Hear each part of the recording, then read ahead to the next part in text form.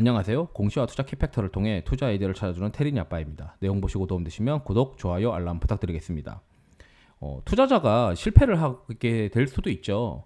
그러다 보니까 이 실패를 통해서 이 실패를 다시 한번 반복하지 않는 본인의 어떤 그 발전 계기로 삼게 되면은 이 실수를 줄여가게 되면서 계속 이제 성장하는 투자자가 될 수 있다라고 저는 생각을 하고 있습니다. 실제 투자 자문사 시절에서 많은 선임 매니저 또는 친구들 뭐 이런 그 매니저들을 보게 되면서 걔네들이 이제 투자를 실패하거나 또는 선임 매니저들이 투자를 실패했을 때 실패했구나라고 하면서 비웃는 게 아니라 그 투자자들의 실패한 사례를 머릿속에 넣고 이렇게 해서 실패를 했구나. 그럼 나는 똑같은 행동을 반복 안 하면은 나도 괜찮아지겠다. 남이 실패한 거를 보면서 반면 교사로 좀 삼아야겠다라고 이제 많이 생각을 했었죠. 이번에 이제 제가 베팅형 투자를 하다가 또 실패를 했는데, 보통 투자자들은 이제 뭐뭐 되면 뭐뭐 된다라고 하는 개념에 다 사로잡혀 있습니다. 이 기업은 뭐뭐 되면 대박 나. 뭐뭐 되면 잘 돼. 뭐뭐 되면 실적 잘 나와. 그래서 뭐뭐 되면이라고 하는 게 항상 전제 조건으로 붙죠. 그러면 좀 더 확실한 거는 이거는 뭐뭐 되었기 때문에 실적이 좋아질 거야. 뭐뭐 되었기 때문에 잘 될 거야라고 하는 게 좀 더 확실한 투자라고 우리가 개념을 잡을 수가 있는데, 제가 이제 말씀드리고 싶은 거를 좀 정리를 했고요.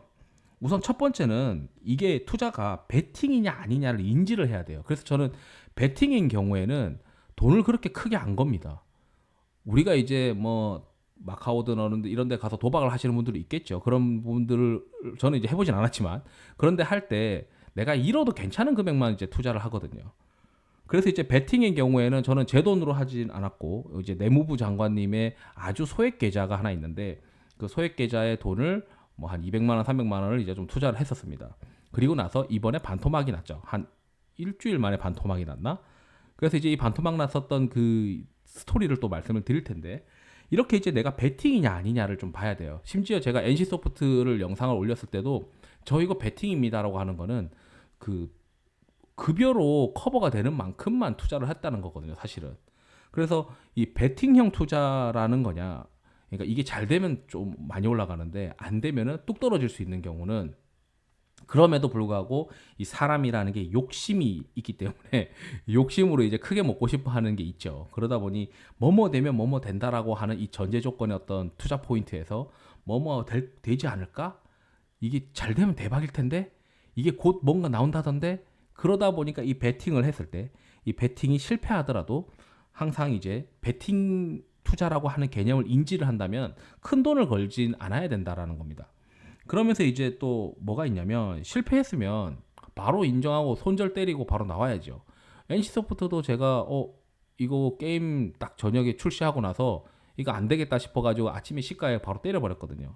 이번에도 그 영상에 올려 영상 이외에 이번에 이제 해외 주식 투자 하나 미국 주식 투자를 하나 했는데, 그것도 제가 손절을 바로 새벽에 갑자기 이제 뭔가 좀 느낌이 안 좋다라고 생각해서 새벽에 벌떡 일어났는데 시세를 확인했더니 아니나 다를까 오늘 이제 안 그래도 9월 말까지 임상 데이터가 나온다고 하는 기업이 있기 때문에 임상 데이터 결과가 실패로 나와버리다 보니까 그냥 왜 손절하고 나가버렸죠. 뭐 잃어봐야 뭐 얼마 이렇게 했어라고 하면서. 그런데 만약에 여러분들이 이거를 그 몰빵해서 투자했다고 생각해 보면 아찔하죠. 그래서 대부분 이제 투자에 실패하시는 분들이 뭐뭐 되면 뭐뭐 된다에 그거에 과도하게 집착을 하면서 돈을 몰빵을 했다가, 그 몰빵된 게 잘 되면 좋은데 망가지다 보니까 예를 들어 뭐 30% 40%씩 손실이 나게 되면 이거를 또 만회하기 위해서 또 다른 몰빵을 하고, 그 또 다른 몰빵이 또 실패를 하게 되면은 두 번 연속으로 실패하면 계좌가 반토막 이하로 날아가요, 한 방에. 그러다 보니까 이제 이 주식이라고 하는 거에 시장에서 퇴출이 되거나 아니면은 주식 못하겠다 하면서 또는 전전긍긍해 빠지게 되고 멘탈이 나가게 되는 경우가 있죠. 그래서 저는 이제 주변에 이렇게 얘기를 합니다. 아니 업황이 좋다고 전망을 하는 것들도 보면 사실은 불확실한 거 아니냐. 이 기업이 2차 전지 쪽으로 해서 좋아질 거야. 또는 뭐 수소로서 좋아질 거야. 이런 것들이 다 불확실한데, 이 불확실한 것이므로 나름 그 관련 그 투자 카테고리에 있는 종목들을 분산해서 투자를 해야 된다. 우리가 뭐 지금 현재 제가 주도 종목으로, 주도 업종으로, 주도 테마로 생각하는 것들이 2차 전지, 수소, 그리고 그 결국 건설 또는 바닥에서 턴어라운드하는 뭐 리오프닝 관련된 위드 코로나 관련된 종목들이라고 말씀드리는데 좀 이제 여기 번외에 대한 얘기지만 오늘 아침에도 이제 이런 얘기를 했는데 최근에 이제 뭐 화학 가격들이 조금 올라가는 일부 카테고리 종목들이 있는데 그런 것들은 결국 개별 종목 플레이다. 왜냐하면 수요가 있으면서 퓨어 케미칼까지 막 올라가는 그런 시장이 아니고 공급만 컨트롤하는 거 아니냐라는 거죠. 그러면 그 공급만 컨트롤하는 거는 앞단에서 수요가 있어서 터지는 그런 시장들, 수소, 그다음에 2차 전지, 리오프닝 이쪽 업종 대비해서는 차선호주에 해당하지 않겠느냐. 그러다 보니까 역시 수요가 받쳐주는 것들이 가장 최선호로 가야 된다라고 저는 이제 얘기를 했었는데 마찬가지로 이 최선호라고 하고 있는 이 업종 내에서도 이 종목이 과연 이 시장 성장에 맞춰서 못 따라갈 가능성도 항상 내포되어 있기 때문에 저는 이제 분산 이 관련된 카테고리 위주로 분산을 한다는 거는 사실 어느 정도는 압축 투자예요. 이 세 가지 업종을 세 가지 카테고리를 주도로 해서 박아놨다면은 종목을 좀 분산했지만 굉장한 압축 투자의 형태로서 작용을 하기도 합니다. 어쨌든 저는 이제 전망이라고 하는 거, 업황이 좋아질 거야, 실적이 좋아질 거야, 이러한 전망 자체도 사실은 가능성이 좀 제한적인, 불확실한 경우도 있기 때문에 나름 그 유사한 카테고리로 분산 투자하는 게 적절하다라고 말씀을 드리고 싶고 이 몰빵을 만약에 하고 싶다고 하시면은 기초 체력이 좀 되는 애들로 해야 됩니다. 그러니까 예를 들어 최근에 실적이 좋았어. 그리고 앞으로 실적은 더 좋아질 거야라고 하는 전망이 있는 기업인데 내가 그거를 그 외부 변수들을 다 확인을 했을 때 이거는 되는 거야라고 하면서 가자 이렇게 배팅을 하는 경우는 나름 확률이 높겠지만 막연하게 좀 좋아질 거야라고 하는 경우에 있는 종목들도 사실 사야 되는 경우가 있어요. 그 카테고리에 살 만한 게 없기 때문에 그렇기 때문에 몰빵을 한다면은 기초 체력이 되고 좀 더 많은 것을 다 체크를 해야 됩니다. 기초 체력이 된다는 거는 주가가 떨어져도 더 살 수 있는 기업들이거든요. 그렇기 때문에 이 베팅형 기업들은 대부분은 주가가 떨어지면 더 살 수가 없어요. 이미 어떤 모멘텀으로 뭐 아니면 도식의 어떤 베팅이기 때문에 그런데 오르면은 정말 대박 아니냐? 뭐 이렇게 이제 생각을 하게 되는 거죠. 제가 이제 실패했던 종목이 뭐냐면 내무부 장관님의 계좌 소액 계좌를 제가 마음대로 이제 해외 계좌를 해외 주식을 샀다가 실패했던 거는 이 레드힐 바이오파마라고 하는 기업이었는데 이 최근에 이제 이 기업이 하고 있는 거는 코로나 경구 치료제를 가장 빨리 이제 임상 데이터가 나오는 기업이었어요. 그러다가 9월 말에 코로나 경구 치료제 임상 2, 3상이 나온다라고 하면서 지금 이제 머크보다 훨씬 더 빨리 임상 데이터가 나올 것으로 기대를 했었죠. 그리고 과거에 이제 나왔던 임상 2상 데이터를 보면 이 아파가닙인가 무엇인가 하는 그 약이 임상 2상에서도 꽤 이제 효과가 있었다라고 하고 거의 한 500명에 가까운 임상 데이터가 9월 말까지 나온다고 하니까 제 생각에는 야 이거 기존에 뭐 좀 이 임상 데이터에 따라서 이 경구용 치료제가 본격적으로 될 수 있는데 시가총액은 5천억 원이고 이거 임상 데이터만 잘 나오면 대박 나지 않겠어라고 생각했는데 임상 데이터 실패 발표하고 나서는 제가 이제 투자했었던 게 한 9달러 정도 때인데 9달러 후반대인데 지금 뭐 반토막이 나버렸죠. 저는 이제 어제 청산을 했으니까. 그리고 이제 이 회사가 제가 투자하기 전에 또 뭐까지 봤었냐면 실적까지 봤었어요. 이건 지금 이게 이렇게 영어로 안 돼, 야후 파이낸스인데 영어로 안 돼 있는 이유가 오른쪽 마우스로 해서 한국어로 번역해서 그렇습니다.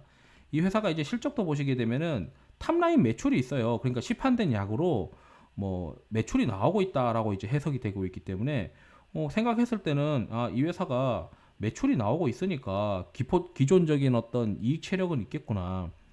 물론 이제 판관비 연구개발비가 더 많다 보니까 영업이익은 적자이지만 이거 뭐 시판돼서 약이 시판돼서 매출 나오고 있는데 거기에 이제 그 본인들 약을 한 500명 정도 테스트 해가지고 그 경구용 치료제 지금 코로나 치료제를 알약으로 대체하는 경구용 치료제를 발표한다고 하면은 이거 괜찮겠다라고 생각해서 베팅했죠. 베팅의 결과가 어떻게 됐을까요? 결국 이제 뭐 반토막이 나는 겁니다. 이렇게 이제 발표 기대감이 올랐다가 미리 아마 이 임상 데이터가 안 좋을 거라고 좀 샜나 봐요. 세다가 한 방에 이제 박살이 났죠. 임상 데이터 발표하고 나서.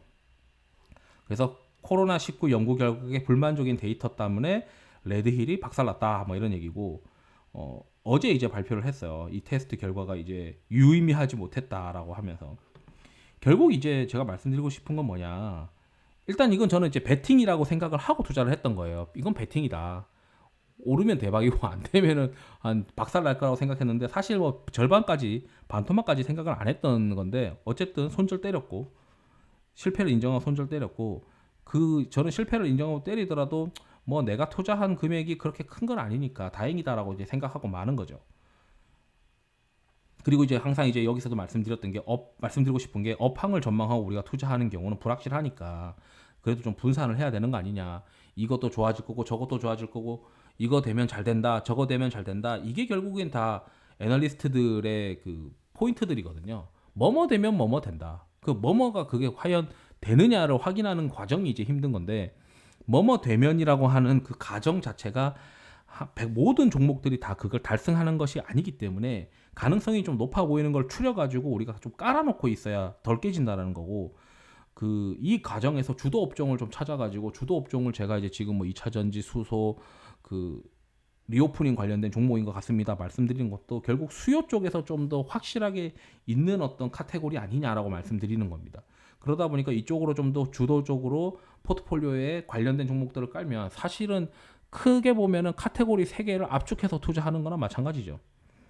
그리고 몰빵을 만약 하고 싶다면은 기초 체력이 되는 것들, 기존의 어떤 실적이 나오면서 이건 더 좋아질 거야라고 하는 그런 논리의 기업들을 플레이하는 게 맞다라는 거죠. 기존의 실적이 안 나오고 엉망진창인데 갑자기 막 좋아질 거야라고 하면은 이거는 만약에 잘못되면 나락으로 떨어질 수가 있기 때문에 몰빵하는 것도 항상 기초 체력이 되고 실적이 검증된 애들을 가지고 플레이하는 게 맞다. 그래서 대부분 이제 그 중장기적으로 성장할 수 있는 기업들로 이제 하는 이유가 기본의 어떤 이익 체력이 있으면서 거기에 추격 매수하는 추세 추종이 사실은 맞는 거죠. 이렇게 이제 말씀드리면서 제가 이제 레드힐 바이오 파마를 투자를 하면서 실패했던 것들을 이제 사례로 말씀드리면서 큰 금액 투자하는 거는 확실해야 된다. 그리고 우리가 업황을 전망을 해서 투자하는 거는 나름 그 주도 업종 카테고리 내에 있는 종목들을 바스켓으로 구성을 하면서 약 어느 정도 분산 투자하는 게 나중에 크게 박살나지 않는다.